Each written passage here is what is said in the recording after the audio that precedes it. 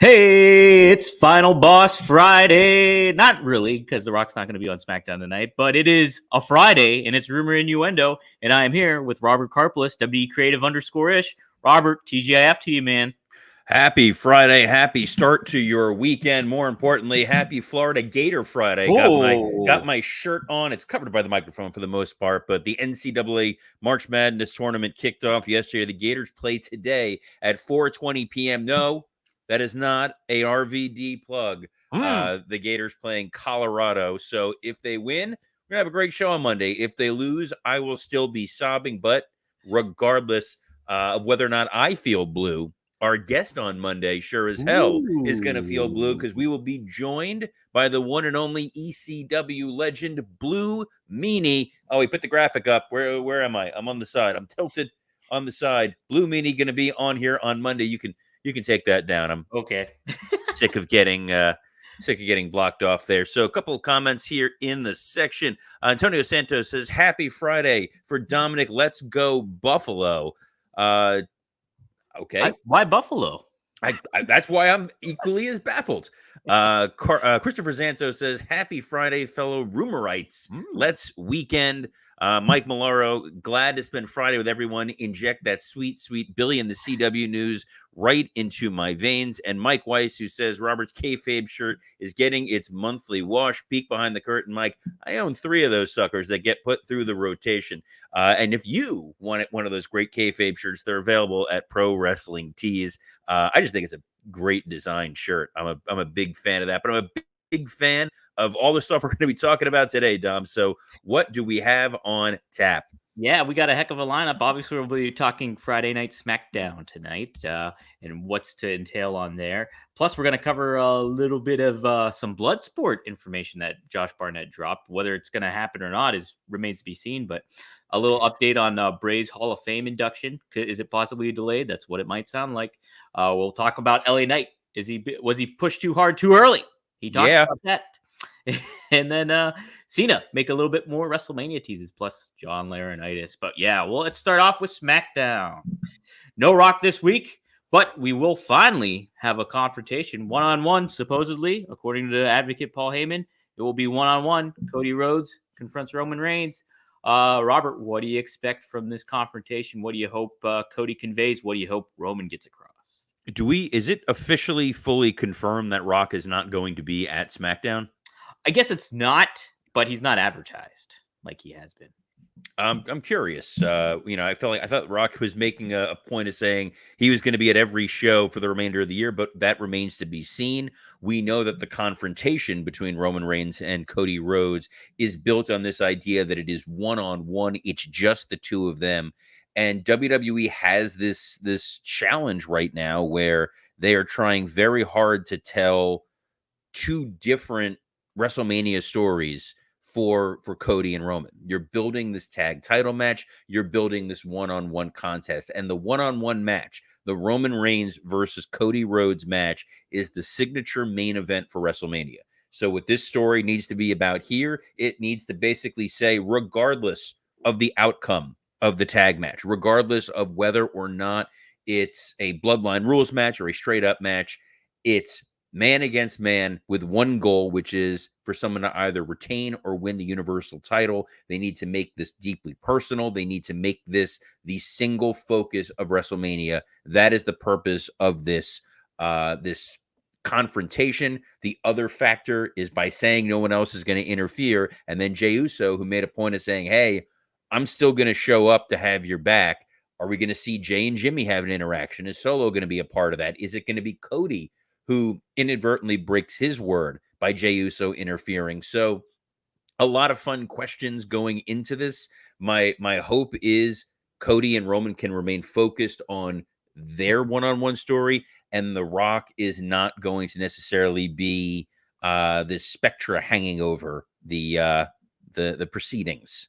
Yeah, I think they really need to hammer home the point of how much the title is important in this situation and get that hammered home.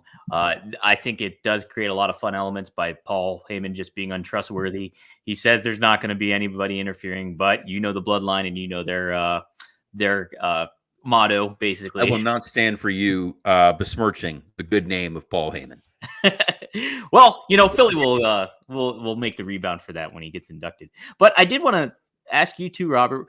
What do you think Roman really needs to do in order to elevate himself a little bit more? Because arguably, he's kind of been the third person in this whole role of everything.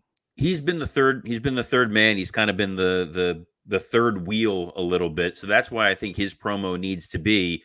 It doesn't matter what the rules are. It doesn't matter what the kind of match is. It can be 1-on-1.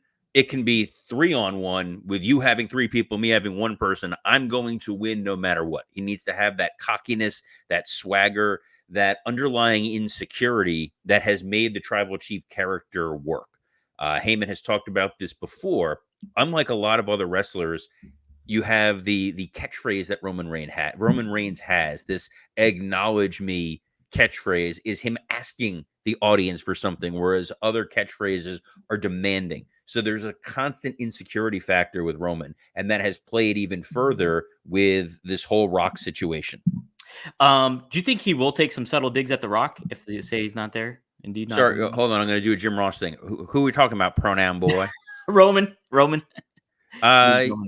Yeah, I think Roman will remind him. It's like, hey, it doesn't really matter what happens night one. It doesn't matter if Rock is there, if the bloodline is there. It's me, and I am more than enough. No one has been able to beat me for 3 years, so there's no reason to make me think that you are going to beat me in this situation. So I think that and that alone is probably the driving force for that promo. Absolutely. No doubt about it, though. SmackDown right now is TuneIn television. Big Andrew Andrew H says, Wiseman, get it right, Dom. Journalistic integrity and all. I called him the advocate. That's a dated reference at this point.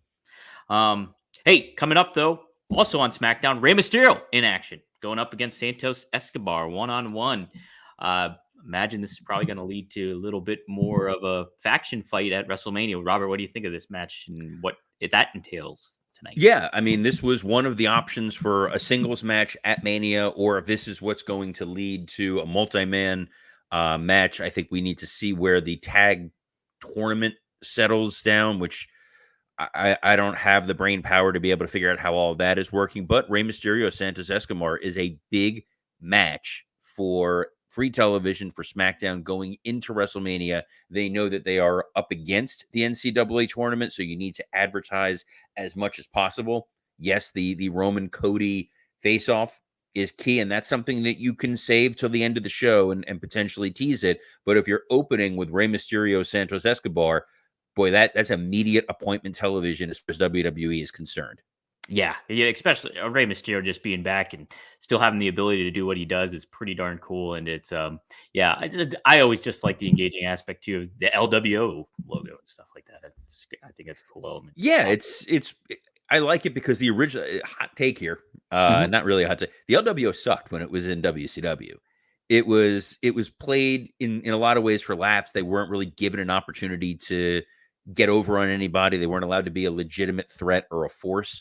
It was just sort of the WCW brain trust putting a bunch of Latin wrestlers together and just saying, you're now going to be in the LWO. We don't have to really kind of worry about you otherwise. And you do your own thing.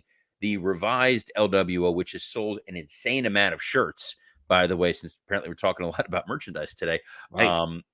They do feel like an important part of television. It's been a nice way to introduce Carlito. It's been a nice way to spin off the Santos Escobar stories. So I'm excited to see Rey and Santos one-on-one. I don't know how fully healed Rey Mysterio is, but honestly, I don't think we've seen a healthy Rey Mysterio since '98. Probably not. Nope. Well, Robert, you mentioned it earlier, the intriguing tag team tournament that's still going on SmackDown here. We got the OC taking on Austin Theory and Grayson Waller. And then in addition to that, we also have the Street What Profits. Is with you and appropriating accents for different cultures? I took a dialect class when I was at Clarion. So speaking of dialect, I have to point this out because somebody made a comment on this. You're forgetting one of the W's whenever you say WWE. Do I just run it forward? You just say WE or like, yes. Someone pointed it out, and they're like, why does he do that? I'm like, I said, honest, I had a previous co-host that couldn't say Chavo. You apparently can't say WWE. Nobody can pronounce my name. It's just a recurring theme here on Rumor Takeshita. and Can't say Innuendo. Takeshita. You said it right. I know. I really had to think about it though. I had to. And and I'm going to keep that same momentum going when we get to AEW Dynasty. Oh boy. See? There you go. You got it. I got it. I had to think about it because I have to remember it's the same thing as what the MLW stable was. Oh yes, it was. That's true. Exactly. So, OC, what do you think is going to happen? Who's going to advance here? Street Profits and AOP. Those also seem like another faction fight, maybe for Mania. So maybe they'll cancel each other out at some point. But what are you thinking there, Robert? Can't have the OC. I can't see him having the OC win just because their story seems to be with AJ Styles and AJ distancing himself from that group. And if that group starts finding success without AJ, then what's AJ's gripe? Like his anger about them needs to continue. Waller and Theory have not found a home yet for Mania.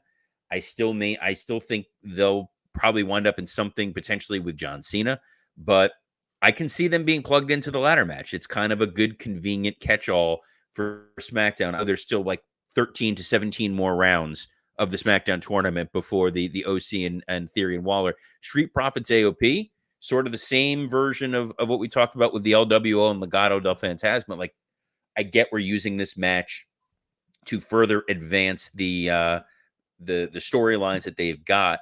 I guess there's another round after. Remind me again, New Catch Republic qualified for the next round of the tournament, as did Legado del Fantasma. Mm-hmm. So that means you still could wind up with New Catch Republic in that one spot. And instead of Pretty Deadly, who I thought was going to be in there, it be Waller and Theory, because maybe they don't have something else for them. But and then you can still do Street Profits and AOP as part of one match. I'm doing a lot of hand gestures today. I don't know why. And then on the other hand, Legado and LWO. I blame you. It's a lot of hand gestures. It's a lot of movements. It's a lot of distractions here. And guys, if you want to make sure that when you're in bed with your lady, she's not distracted, may we recommend our friends at Blue Chew. There were two ways I could have taken wild hand gestures to tie to Blue Chew. This is the one I went with. This episode is sponsored by Blue Chew. Let's talk about sex. Guys, remember the days when you were always ready to go? Now you can increase your performance and get that extra confidence in bed. Visit BlueChew.com. Blue Chew is a unique online service that delivers the same active ingredients as Viagra, Cialis, and Levitra, but in chewable tablets and at a fraction of the cost. You can take them anytime, day or night, so you can plan ahead or be ready whenever an opportunity arises. The process is simple. Sign up at BlueChew.com, consult with one of their licensed medical providers, and once you're approved, you'll receive your prescription within days. Guys, we know WrestleMania is coming up. You're going to want to make sure that you're celebrating night 1 and night 2 properly. So you want to go to BlueChew.com right now and get your hands on that stuff, because Blue Chew wants to help you have better sex. Discover your options at BlueChew.com. Chew it and do it. And we've got a special deal for our listeners. Try Blue Chew free when you use our promo code RUMOR at checkout. Just pay $5 shipping. That's BlueChew.com, promo code RUMOR to receive your first month free. Visit BlueChew.com for more details and important safety information. And we thank Blue Chew for sponsoring this episode of Rumor and Innuendo. Yes, thank you, Blue Chew. Woo! Man, well, blue is a different color than red, and red is the color of blood. We're talking about... What the hell kind of transition are you doing here, man? We're talking Bloodsport, Robert. Oh, Bloodsport. There was about a 10-second window there where I had the show went off the rails, and I had no idea what was going on. I'm just here for the ride, guys. I go wherever Dom tells me. Bloodsport, yes, Bloodsport, yes. Josh Barnett was speaking with Under the Ring, which is an affiliate of USA Today, I believe. But he kind of mentioned some names that he talked to about being a part of Bloodsport 10, which Shayna Baszler is a part of, facing Masha Slamovich. So, but here we go. One of the quotes he said, I've spoken to CM Punk. It would be great to have Chad Gable or Braun Breaker or any number of people with amateur backgrounds. Charlie Dempsey is out there showing catch as catch can. Those are some interesting names, especially CM Punk. Obviously, he would not compete, but what kind of personality would he add to that element of that podcast or that event on WrestleMania, the GCW show. That'd be pretty interesting, Robert. I don't know that Punk is necessarily going to show up at that event. I understand the idea of putting that name out there. Mhm. Dempsey is an interesting one because Dempsey is someone that they have used elsewhere. They sent Dempsey over to Japan. Um, it's part of that whole idea of these guys learning a bunch of different styles, a bunch of different places. Gable, I have a feeling, is going to find a home way, shape, or form on Mania itself. So I don't see him being there. And Braun Breaker, putting him in an environment with lesser rules, not a situation I necessarily would be. I'd be terrified for other people. But yeah, I don't think they want to risk Braun Breaker necessarily getting hurt someplace else. We've talked about that before. Braun is someone that they have heavily invested in. They've spent a lot of time training him in NXT and getting him ready to go. And the little flurries we've seen of him on SmackDown, he already feels like a big deal. So I don't really want to see that momentum get stymied in any way, shape, or form. That's your Friday SAT word right there, by an injury at a non-WWE event. Yeah, and I could foresee them if they eventually do the Andre the Giant Battle Royal, Braun Baker being the winner of that, and you have him positioned already in a good spot then for WrestleMania, nonetheless. Then he also mentioned too a little AEW crossover too. He teased this. I've spoken with Malachi Black a few times about coming into Bloodsport. There is a whole wealth of talent out there that could be great. Miro from AEW, maybe someone like him would be a good fit. That would be pretty wild. Do you think that is a possibility, or do you think WWE kind of made the stipulation like, hey, we're giving you WWE, let's not have We're that gonna try that AEW. again, Dom. The WWE. There it is. See, now you hear it. Now, Now once I you hear heard it, it. you can't Yes. unhear it. You can't. I didn't hear it before, and then someone mentioned it, and it's like you can't unring that bell. You kid, yeah. So now it's all I hear. Now I'm going to be more conscientious of it. Look Maybe. at you, conscientious. It's Big Word Friday here, guys. We're gonna help you get great SAT scores. I know SAT scores now back being accepted by universities all across the country here in the United States. If you're listening to us, the rest of the world, you don't know what the hell we're talking about. We're okay with that because what we're talking about is Bloodsport. Do I think that WWE is going to allow their talent to be on the same show as AEW stars? No. I think that with that, I think TNA, they seem to have some sort of a loose working relationship, so they're okay with that. I do not at all see a situation in which they're going to be comfortable with AEW talent, even if it's a guy like Malachi Black, who I suspect by end of 2024 is probably going to be back in good graces in Stamford. Yeah. I think Barnett's trying to create a little buzz for already a good show this It's working. We're talking more about that than we are Billy and the CW, year. Right? and because that's why they got bumped today, guys. We would have talked about Billy and the CW news. Unfortunately, Josh Barnett sucking up all the oxygen. He's taking all the air, Dom. So this is where we're at. Where are we moving to next? I know there's a lot of stuff we didn't cover yesterday that we shifted over to this episode. Yeah. Well, actually, because there was even more news that kind of broke today a little bit. Bray Wyatt's Hall of Fame induction hasn't been delayed, according to the Wrestling Observer newsletter. Dave Meltzer wrote it had something to do with the decision not to induct Wyatt into the Hall of Fame this year, meaning the documentary that's coming out, Being Immortal, I believe it's called, right? That this year they were doing the big documentary for him, and they would induct him later. Robert, what do you think of that decision to potentially delay Bray being inducted this year, maybe next year, or pick a different time, possibly even? A little surprised just because I feel like it would have been okay to be able to do that here, given that you are inducting a big name in Philly with Paul Heyman, a big in-person appearance. Maybe it's because they're inducting Ali, who has already passed. They don't want to do too many posthumous inductions. I don't know. It does feel odd because you are inducting Mike Rotunda this year. It seemed like that was the reasoning why you were putting US Express in the Hall of Fame, to be able to put Bray in there. It would have helped continue to boost the documentary. I guess they feel the documentary in and of itself is the way to honor Bray Wyatt right now, and then we can revisit it in 1 to 2 years down the road. I don't know. I feel like this is the time to induct him. I think that visual in the stadium would look very, very cool. I don't know that waiting until Mania next year, which seems to be rumored to be in Minnesota, is a stronger connection for Bray. But I don't know. I haven't seen any further news about if there's going to be another inductee or not into the Hall of Fame, but it's Meltzer. Meltzer has proven this year, for whatever reason, that he is more wrong than normal. Yeah, he's kind of hit some strikes more than some doubles at least. Yeah, it's interesting. How would you feel though if they did wait and made him just one solo induction at SummerSlam? Would that be pretty significant there, you think? I like the Hall of Fame being saved for Mania. I think Mhm. when you start to do inductions in other locations, it waters it down. It then becomes a commodity that they can move to do for the Saudi show. And I don't want that. Like I can see them saying, "Oh, here's a draw. We're going to do a Hall of Fame induction here." Like keep it to Mania. It's something special for Mania weekend. It's something that always feels to some degree important this year more than most.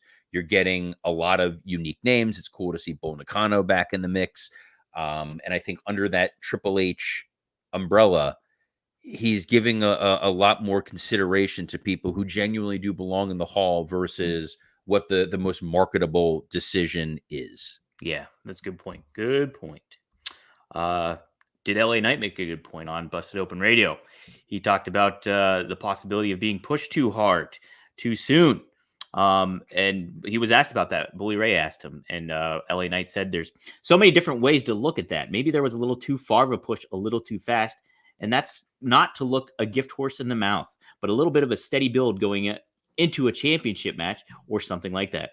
As far as going for the United States Championship or the Intercontinental Championship or something like that, but jumping straight into the WWE Championship back at Crown Jewel was a little fast to where I almost was worried it might make people go, they're not going to do this. They're not going to shove them down our throats like this, are they? Because that is the potential. At the same time, right now, I think I'm in a damn good spot. I don't know if I'm selling myself short so much as I'm just cautiously optimistic. Robert, what do you think of those comments? Was LA Knight pushed a little too quick? Did that kind of stifle him a little bit, or where do you see the lay of the land on that? I think in some regards, LA Knight stifled himself a little bit. He had a lot of hype. He had a lot of build that was organic by the audience. And that's the kind of thing that in the Vince McMahon era, they would have squashed. They would have immediately put an end to that. We saw that with Zack Ryder.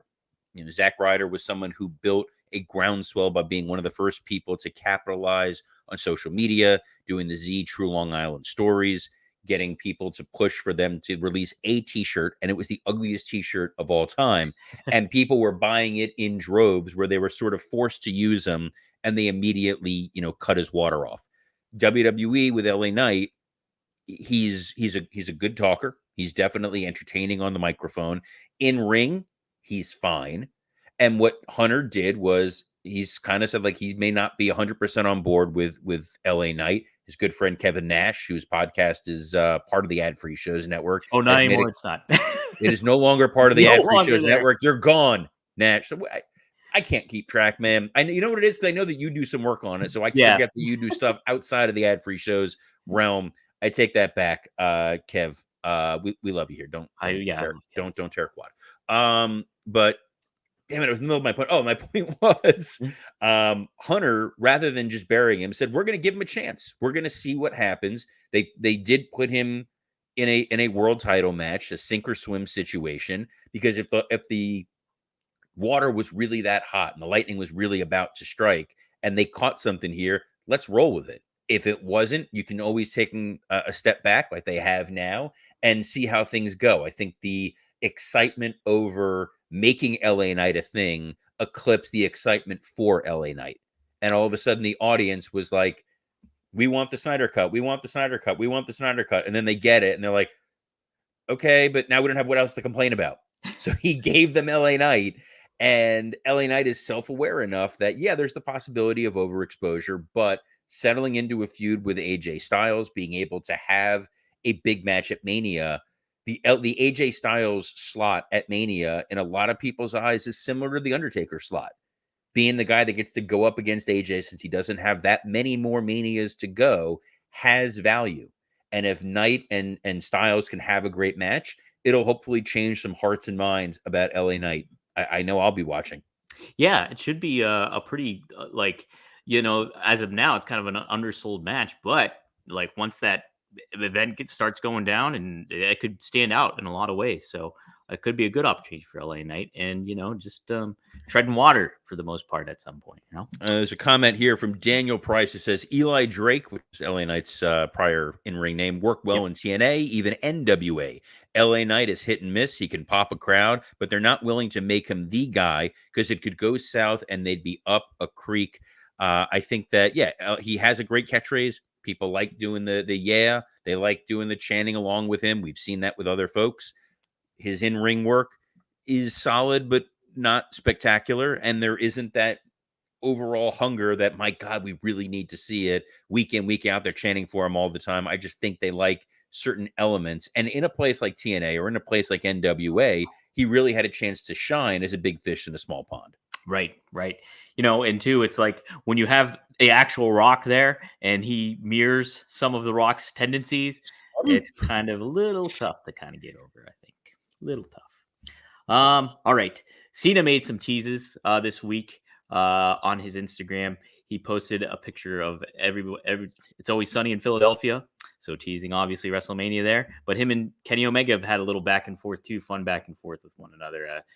Kenny posted a picture of himself in a dress. And then also he posted a picture of Cena and Ricky Stenicki, too. So just a little Cena's having some fun. There's also added rumors, too. Somebody actually did bring this up, too, in the chat. Sorry if you addressed this already. Rumor has it that Stone Cold, The Undertaker, and John Cena will make an appearance at WrestleMania. How do you guys feel they'll be used? That's a lot of big names. Obviously, it's WrestleMania 40, but obviously you want those big names to feel big.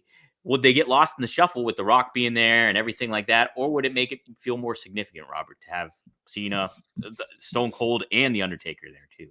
Oh, I think there's no way you can do Mania without Cena and Undertaker and Stone Cold in some capacity. I don't see them all necessarily wrestling. I've said I wouldn't be surprised if Cena had some sort of a short match, but you need to have Austin there. You need to have Taker there. You need to celebrate the 40 years of WrestleMania. I'm sure Hogan will make an appearance in some way, shape, or form, whether in person or on a video. But by billing this as WrestleMania 40, it's one of every 10 years. There's those iconic moments we all unfortunately remember when it was Hogan, Rock, and Austin in the ring together at the Silverdome to kick it off. They like to be able to celebrate the history of the WWE. It's obviously more difficult than normal now because you can't acknowledge Vince McMahon. So being able to lean on those iconic stars of the past and have them go out there in some presentation, it makes total sense. Yeah, I mean, being 40 years and such a significant wrestling city like Philadelphia, it does make a lot of sense. And yeah, always cool to see Stone Cold. Always neat to see Undertaker and legends like that. So, hey, Robert, we'll close it out with this little tidbit about Johnny Laurinaitis, Johnny Ace, implicated in the Vince McMahon lawsuit by Janelle Grant, recently submitted a waiver of service, indicating that his awareness of the legal proceedings and his exemption from formal service.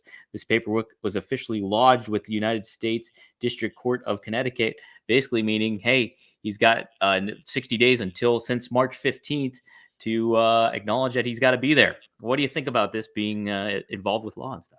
Oh, good. We get to talk federal rules of civil procedure. There's nothing more exciting than civil procedure. My Civ Pro professor was an absolute lunatic. So he cut a heel promo better than most of the wrestlers I worked with. He would throw these temper tantrums with this very raspy voice, and they were amazing. He threw a coffee mug once.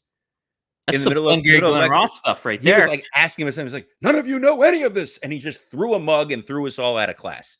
So it's repressed memories that are coming up here right now. But that notwithstanding, yeah, this is Laurinaitis basically. Sometimes a civil procedure, there's certain very strict rules that you have to follow in terms of the number of days of service and was it received properly, and if it wasn't, it's loopholes for you to be able to. Not really truly circumvent, but you can really delay proceedings if you really wanted to. And every once in a while, since I know my buddy Adam is an attorney, he's gonna be listening to this. Yes, you can win on a technicality because of stupid stuff like this. This is Laurinaitis waiving that, saying, I am aware of this. I acknowledge this. I'm ready to go forward because I really feel like Laurinaitis' defense in this is going to be that he is every bit a victim in these proceedings, and try to throw his hands up and say, I'm not culpable because it wasn't me. Hey, I wasn't doing nothing. I just did what I was told. Hey, man. Which is, it's a potential defense. But we'll see. But thankfully, I'm not John Laurinaitis' attorney. Thankfully, I don't have to work with Mr. Laurinaitis anymore. Instead, I get to work with the one and only Dominic DeAngelo. Dom, you work with a bunch of other folks. Where else can they see you? Yeah, I work with Rob Van Dam. We just recorded the latest episode last night. Cover a lot of good ground, some interesting topics of current events and what he's been doing. WrestleMania season forthcoming, obviously, and all the stuff he's got going on. Very, very fun episode. In addition to that, we also just recorded yesterday Straight Talk with the Boss, Greg Gagne, and Magnum TA. We cover lots of great stories on Wahoo McDaniel. It's such oh my gosh, some crazy, wild stories about him. So fun. So if you guys like that, go to rvdtv.com to check out One of a Kind with RVD, and then go to GagneandMagnum.com. Check out Straight Talk with the Boss, Greg Gagne and Magnum TA. And hey, Robert, we got some fun stuff cooking here on Rumor and Innuendo. I know next week going to be a jam-packed week for sure. It's going to be a jam-packed week, starting with Monday with the Blue Meanie, who's going to be joining us. Looking forward to that. Looking forward to all of you joining us every Monday through Friday live at noon Eastern across a variety of different platforms, whether that is at SE Scoops, the WWE Creative _ISH Twitter account, Dominic DeAngelo Twitter account, Podcast Heat is who makes this show possible, as well as the Rumor and Innuendo and ad-free shows YouTube pages. Whew, we had a hell of a show here today, Dom. Hell of a show coming up on Monday. Hell of an afternoon planned for me, as I'll be watching my beloved Florida Gators hopefully advance against Colorado in the NCAA tournament. So on behalf of, it's just Dominic. I got nothing this week. That's I got fine. nothing today. On behalf of this guy next to me, Dominic DeAngelo, who's doing the Gator Chomp. You won me over, man. On behalf of the incredible Dominic DeAngelo, I'm Robert Karpeles. Best of luck in your future endeavors. Let's go, Gators.